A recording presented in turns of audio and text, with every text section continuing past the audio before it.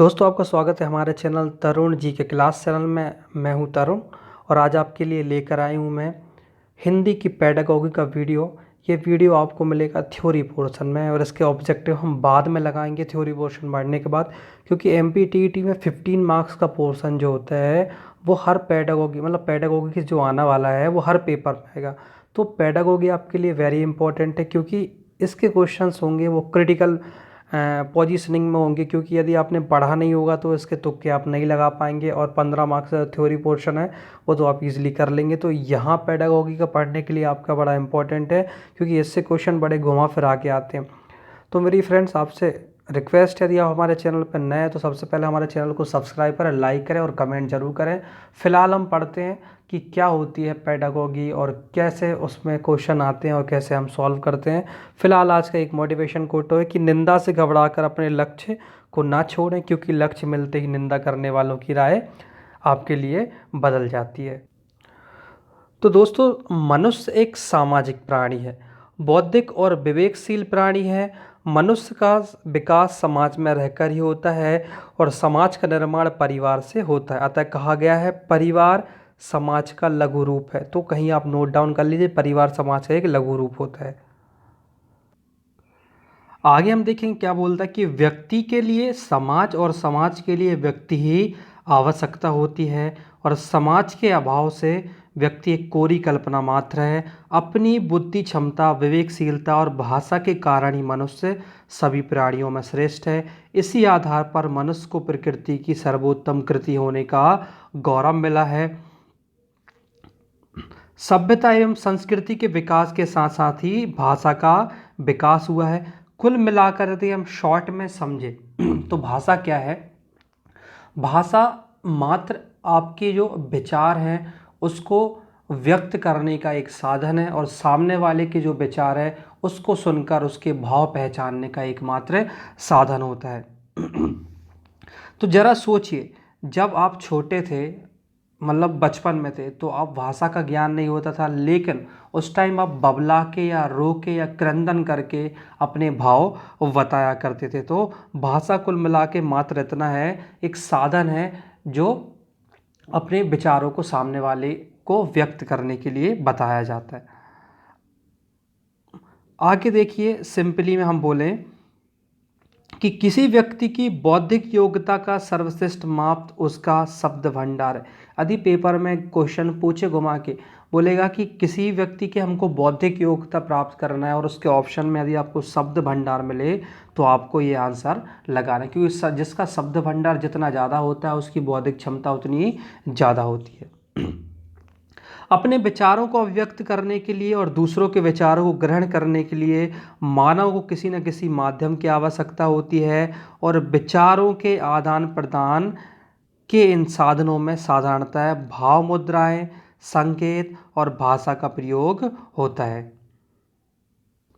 भाषा किसे कहते हैं? तो याद रखिएगा, भाषा किसे कहते हैं?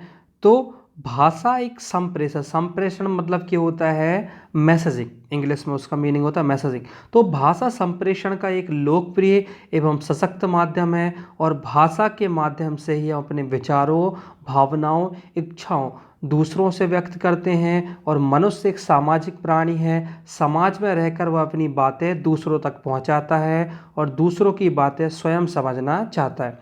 हम लोग अपनी बातों को दूसरे तक संप्रेषित करने के लिए इशारों, अस्पष्ट ध्वनियों का सहारा लेते हैं। वह भाषा भाव को पूर्णतः व्यक्त करने की क्षमता रखता है।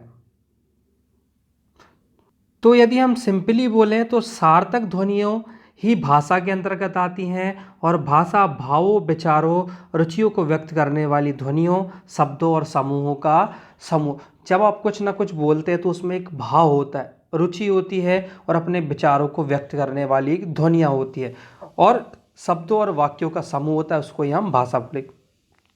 भाषा शब्द भाषा धातु से बना है, याद रखिएगा, इस वर्ड को याद करिएगा। भाषा शब्द भाषा धातु से बना है, जिसका अर्थ होता है कहना, सुनना। भाषा में हमारी वाणी अर्थात बोलना और उसका अर्थ दोनों सम्मिलित होते हैं। अब कुछ तर्क शास्त्रियों की जो बातें थी, एक प्रस्तावना दी थी या उन्होंने उसका मीनिंग बताया था, जैसे हम बात करते हैं, श्याम सुंदर दास ने क्या बोला, भाषा ध्वनि संकेतों का व्यवहार है। आपको सेंटेंस को याद करना, पेपर में आते हैं कि श्याम सुंदर दास बोलते हैं कि ध्वनि संकेतों का व्यवहार भाषा। सुमित्रानंदन पंत, भाषा संसार का नादमय चित्र है और ध्वनिमय स्वरूप है, इसका यह विश्व की हृदय तंत्री झंकार है। सुमित्रानंद पंत जी बोलते हैं। ये दोनों इंपॉर्टेंट हैं। और एक लास्ट में वुडवर्थ की इसमें नहीं दी हुई है, तो वुडवर्थ की मैं आपको बता दूंगा, एक वुडवर्थ की है, वो और इम्पोर्टेंट है। फिलहाल हम समझते हैं कि भाषा ध्वनि प्रतीकों की एक व्यवस्था है जिसके माध्यम से किसी समाज के सदस्य परस्पर भावों और विचारों को बोलकर या लिखकर आदान प्रदान या संप्रेषण करते। अब भाषा की विशेषता, ये ही पॉइंट इंपॉर्टेंट है क्योंकि पेपर में यही आ गया कि भाषा की विशेषता क्या है। सबसे पहले मनुष्य के मुख से उच्चारित रूप को ही हमने भाषा बोला। भाषा प्रतीकों की व्यवस्था है।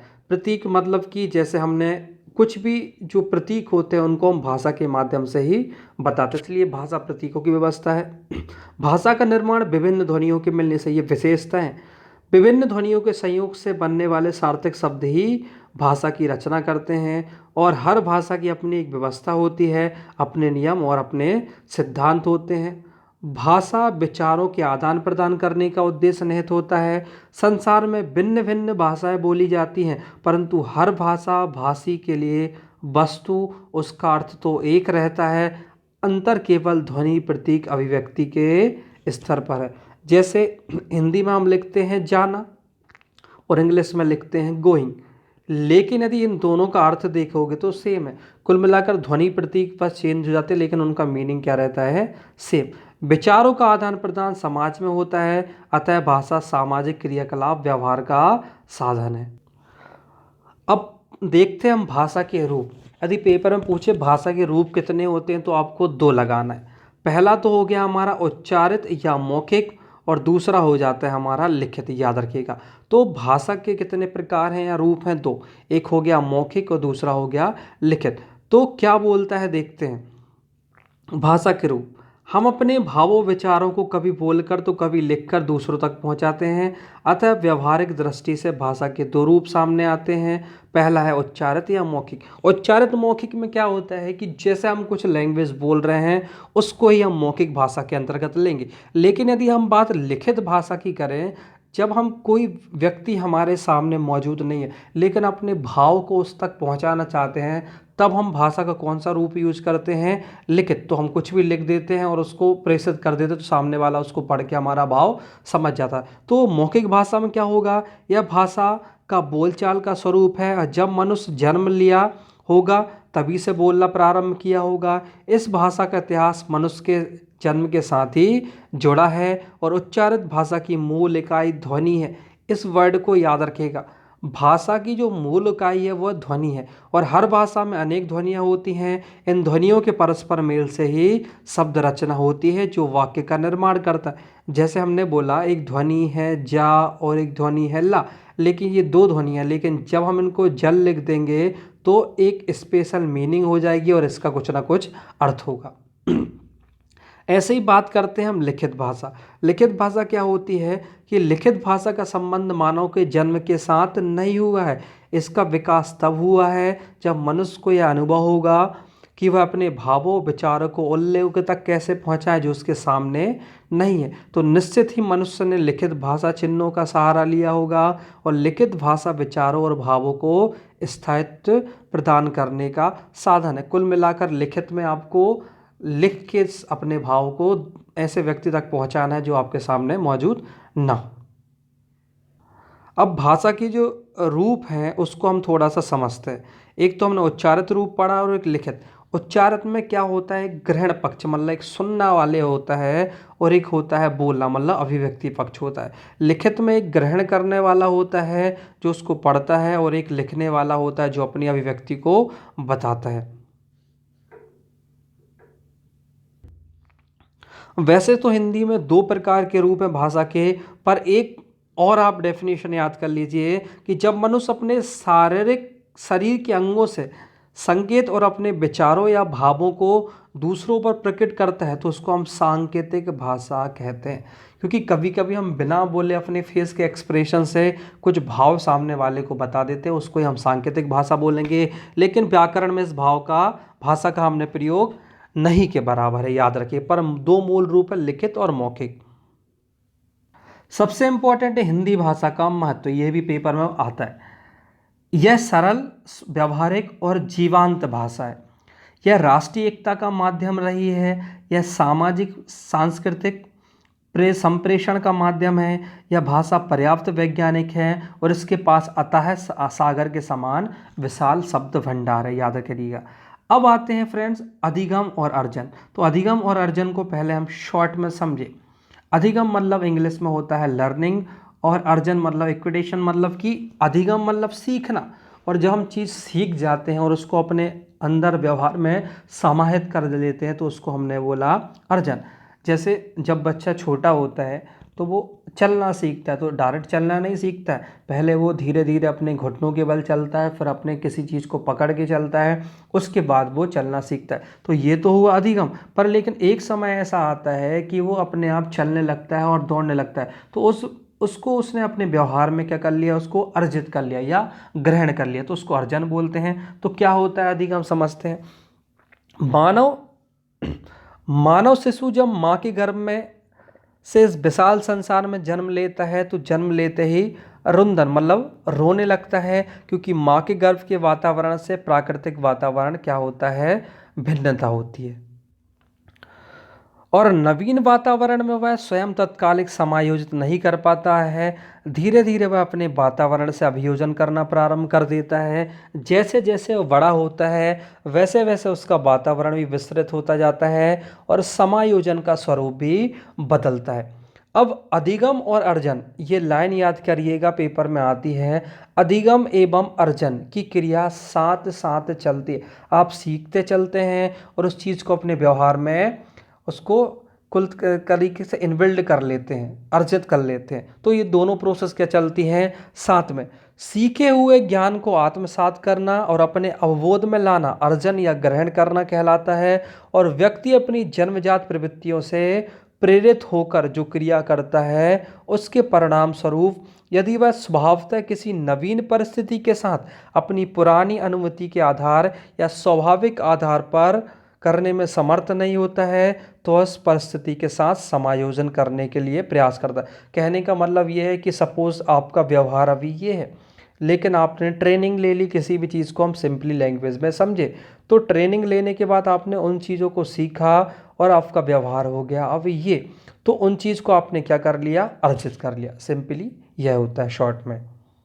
अब कभी कभी पूछते हैं हमने सीख तो लिया चीज़ों को, अब सीखने में क्या क्या होता है। सबसे पहले सीखने का अर्थ होता है व्यवहार में परिवर्तन।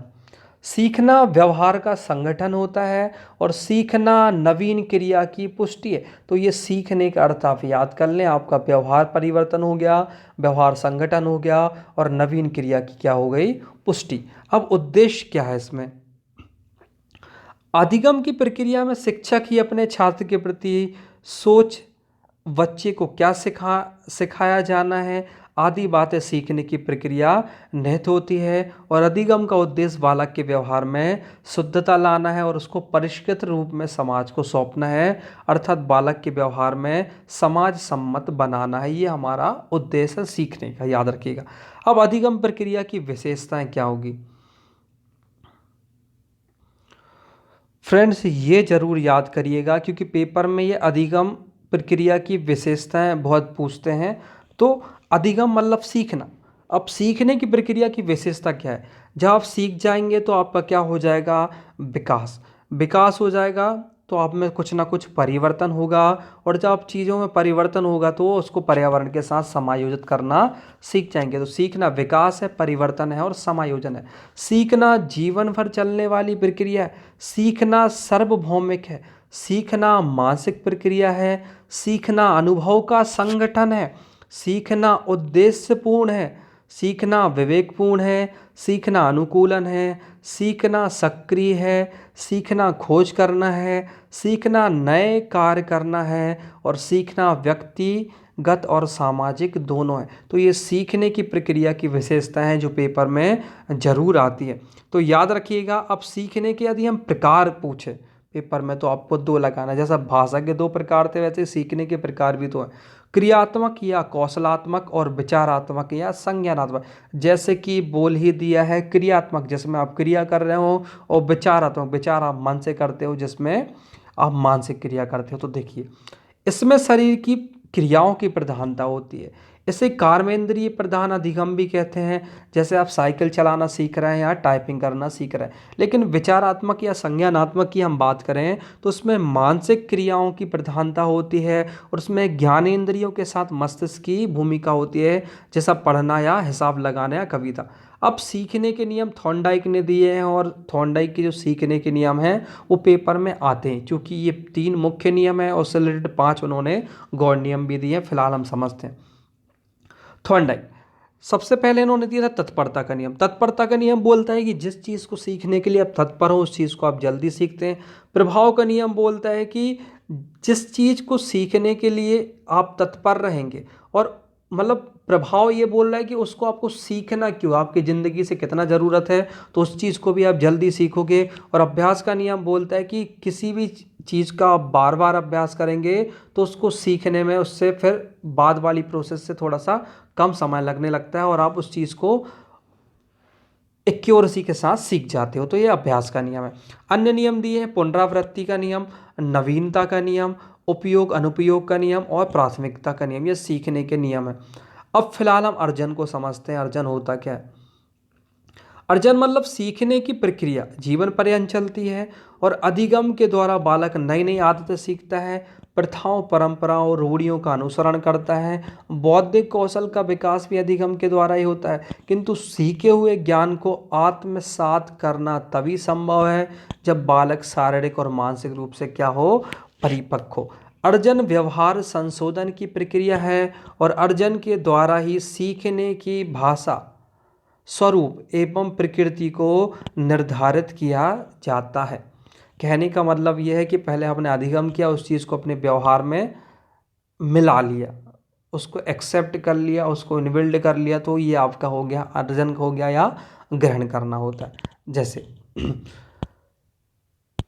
आप देखेंगे कि एक जब बच्चा शिशु बिना किसी परेशानी और क्रमबद्ध अभ्यास के भाषा अर्जन करता है, आरंभ में शिशु कुछ त्रुटियां करता है, लेकिन धीरे धीरे एक समय अंतराल के बाद वह भाषा को पूरी तरह सीख लेता है। अर्जन में शिशु शब्दों को समझने, उसे बढ़ाने और संप्रेषण में उसके प्रयोग की योग्यता प्राप्त करता है। कहने का मतलब सिंपली ये है कि आपने देखा होगा, आपसे छोटा सा जो बच्चा है, एक छोटा सा बच्चा है, जब वो छोटा होता है तो आप उसको वर्ड को बार बार बोलते हैं। बार बार बोलने से क्या करता है, वो भी धीरे धीरे अपनी मांसपेशी और मुख से उस चीज़ का अभ्यास करता है और उस चीज़ को सीखता है। कई बार उस वर्ड को दोहराता है, जैसे मम्मी या पापा से खाना है, मामा मामी नाना नानी दादा दादी से खाना, तो आप बार बार उन वर्ड्स को बोलोगे तो बच्चा धीरे धीरे वो वर्ड्स का उपयोग करेगा, और एक समय इतना अभ्यास कर लेगा कि वह वर्ड सीख जाएगा और प्रतीकों के माध्यम से उसको जोड़ लेगा, और फिर वो अपने व्यवहार में उसका परिवर्तन, मतलब वो वर्ड जुड़ जाएंगे, और जब भी उन प्रतीकों को देखेगा तो वह उस नाम से उनको संबोधित करेगा। तो ये कुल मिला के सीखने का एक सिंपली लैंग्वेज है। दोस्तों, अभी हम सार्थक शब्दों का विभाजन पढ़ते हैं, उसके पहले हम वर्ण को समझते हैं। वर्ण क्या होते हैं? वर्ण वे ध्वनियाँ होती हैं जिनको हम डिवाइड नहीं कर सकते, उनको हम विभाजित नहीं कर सकते, तो उनको वर्ण बोलेंगे। जैसे हमने बोला का को आप विभाजित नहीं कर सकते। फिर हम बात करते हैं शब्द। ध्वनियों को परस्पर जोड़ने से बनता है शब्द, और इनको हम विभाजित भी कर सकते हैं। जैसे हमको लिखना है जल, तो एक जा शब्द लिया और एक ला शब्द लिया और बन गया हमारा जल, तो इनको हम जा और ला में डिवाइड कर सकते हैं। अब सार्थक अर्थ वाले शब्द क्या होते हैं कि जब शब्दों का एक क्रम होता है जिनको बोलने से एक अर्थ या भावना प्रकट हो, उसको एक हम सार्थक शब्दों का अर्थ कहेंगे। अभी हम सार्थक शब्दों का विभाजन करेंगे कि क्या होता है। तो यदि हम बात करें तो ये इतने रूप हैं हमको, जैसे हम हिंदी की बुक्स में पढ़ते हैं। तो सबसे पहले हम बात करते हैं उत्पत्ति के आधार पर। तो उत्पत्ति के आधार की हम बात करें तो उत्पत्ति में आ जाएंगे हमारे तत्सम, तद्भव, देशास, विदेशास। अब यहाँ पर मैं सिंपली आपको समझा देता हूँ कि ये तत्सम, तद्भव, देशास, विशेषार्थ होते क्या है। तो तत्सम मतलब जो संस्कृत से वर्ड आए हैं उनको हमने बोला तत्सम वर्ड। जैसे मैंने बोला अग्नि, तो अग्नि क्या हो गया, ये हो गया तत्सम वर्ड। फिर तद्भव वर्ड कहलाते हैं जो संस्कृत से क्या हो, विकृत। जैसे अग्नि का अब हो गया हमारा आग, तो अभी जो हम वर्ड बोलते हैं वो ज़्यादातर तद्भव वर्ड बोलते हैं। अब हम बात करते हैं देशास वर्ड। देशास वर्ड मतलब उस देश में जन्मे हो। जैसे मैंने बोला लोटा, लोटा जो वर्ड है वो भारत में ही जन्मा है, इसलिए उसको देशास बोलेंगे। और विदेशी शब्द क्या होंगे, जो बाहर के लोग हमारे देश में रहते थे और उनके संपर्क में जो शब्द यहाँ यूज होने लगे हैं उसको हमने बोला विदेशी। जैसे हमने बोला अस्पताल या ऑफिसर, ये वर्ड विदेशी शब्द है। तो ये उत्पत्ति के आधार पर है तत्सम, तद्भव, देशास, विशेषास, और एक वर्ड और होता है संकर। फिर हम बात करते हैं व्युत्पत्ति के आधार पर। व्युत्पत्ति के आधार पर होता है ऋण, यौगिक और योग ऋण। ऋण शब्द के हम खंड नहीं कर सकते हैं, यौगिक शब्द के हम खंड कर सकते हैं क्योंकि वो दो शब्दों के मेल से बनता है। और योग ऋण होता है जो तीसरा अर्थ दे। जैसे कि हम बात करें लंबोदर, तो लंबोदर मतलब गणेश मतलब तीसरा अर्थ दे। फिर उसके बाद हम बात करते हैं रूप, और रूप के आधार पर तो एक वर्ड होता है विकारी और एक होता है अविकारी। तो विकारी क्या होगा, जिसमें लिंग वचन कारक व काल के कारण कोई विकार या परिवर्तन उत्पन्न नहीं होता है। और अविकारी क्या होगा, जिसका रूप कभी नहीं बदलता है, याद रखिएगा। जैसे हमने विकारी शब्द बोला, लड़का दौड़ता है, लड़की दौड़ते है, ये विकारी शब्द हो गए। फिर इसके अंदर भी अविकारी शब्द में भी आ जाएगा क्रिया विशेषण, विस्मय बोधक, संबोधन और समुच्चय बोधक। और विकारी शब्द में आ जाएगा संज्ञा, सर्वनाम, क्रिया और विशेषण। उसके बाद हम बात करते हैं अर्थ के आधार पर। तो अर्थ के आधार पर आप देखेंगे कि एक एकार्थी शब्द होता है, अनेकार्थी शब्द होता है, समानार्थी शब्द होता है और विलोम शब्द होता है। इसको मैं हिंदी का जो वीडियो बनाऊंगा तो उसमें आपको डिस्क्रिप्शन में समझाऊंगा। यहाँ हम सिंपली बस शॉर्ट में समझ रहे हैं कि क्या होता है वाक्य भेद। अब बात करें हम वाक्य विचार के, तो समझते हैं क्या होता है। वाक्यों को सार्थक शब्दों का समूह माना जाता है जो भाव की दृष्टि से अपने आप में पूर्ण हो, और वाक्य भाषा की इकाई मानी जाती है, और वाक्य में एक या अधिक पद होते हैं। जैसे वाक्य विचार बोले कि कहीं ना कहीं ध्वनि से शब्द मिला और शब्दों से तो वाक्य मिला, पर वाक्य में एक शब्दों का एक सिस्टमेटिक क्रम है जिसके द्वारा हम अपने भाव को प्रकट कर रहे हैं। तो कुल मिलाकर शब्दों के उस सार्थक क्रमबद्ध समूह को हम वाक्य कहेंगे, जिसके द्वारा कहने या लिखने पर पूर्ण भाव स्पष्ट हो जाता हो। अब बात करते हैं हम वाक्य के। वाक्य के भी दो भाग होते हैं, एक उद्देश्य होता है मतलब उसमें एक कर्ता होता है, और एक विधेय होता है मतलब क्रिया। अब उद्देश्य से तात्पर्य क्या है कि वाक्य के अंतर्गत जिन व्यक्तियों या वस्तुओं के विषय में कुछ कहा जाता है और उसकी ओर संकेत करने वाले शब्द उद्देश्य कहते हैं। जैसे राम खेलता है, इस वाक्य में हम राम के विषय में बात कर रहे हैं, तो राम हमारे क्या हो गया, उद्देश्य। और विधेय की बात करें तो इसमें उन व्यक्ति और वस्तुओं के विषय में कुछ कहा जाता है, विधेय कहते हैं। जैसे विद्यार्थी फुटबॉल खेल रहे, तो इस वाक्य में हम फुटबॉल जो वर्ड है वो बता रहा है कि कौन खेल रहा है, विद्यार्थी, तो उसमें एक उद्देश्य या विधेय। तो फ्रेंड्स आपको ये वीडियो पसंद जरूर आया होगा, क्योंकि ये भाषा के बारे में थोड़ा सा डिस्क्राइब करके ज़्यादा बताया, इसलिए वीडियो लंबा हो गया। लेकिन वीडियो को आप पूरा देखें क्योंकि इससे बहुत सारे क्वेश्चन आएंगे, जैसे परिवार क्या है, भाषा क्या, उसके रूप क्या है, भाषा का विशेषताएं क्या है, अधिगम क्या है, अर्जन क्या है, और वाक्य भेद क्या है, वाक्य होता क्या है। तो ये पेपर में क्वेश्चंस कॉपी पेस्ट आएंगे। अब हमारे चैनल पर नए हैं तो चैनल को सब्सक्राइब करें, इस वीडियो को फ्रेंड्स के साथ शेयर करें, और हमारे चैनल पर और बहुत सारे वीडियो उनको जरूर देखें क्योंकि उससे पूरे पोर्शन MPTT में आएगा। जय हिंद, धन्यवाद।